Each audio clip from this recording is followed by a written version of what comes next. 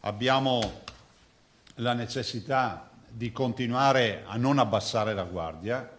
Io non credo alle letture di dire mai ci sono 10 in meno in terapia intensiva oggi, ci sono 4 ricoveri in meno, un morto in meno. Guardate, cioè il trend, quando è trend, lo si vede giorno dopo giorno in maniera sempre più importante e vedrete che arriveremo a un giorno nel quale i ricoverati saranno inferiori ai dimessi giornalmente. Quello è il punto dal quale non si torna più indietro. La prima cura al coronavirus siamo noi. Stiamo monitorando i modelli matematici che ci dicono che siamo indietro di un paio di giorni rispetto a quello che dovrebbe accadere oggi. Rispetto a quello che accade oggi, il modello ci dice che dovrebbe essere accaduto 2 giorni fa, e questo è un buon dato di lettura, ma non possiamo parlare di abbassare la guardia, di fine dell'emergenza o di altre robe del genere. Meno contatti abbiamo tutti, giovani, vecchi, bambini o adulti o quello che è,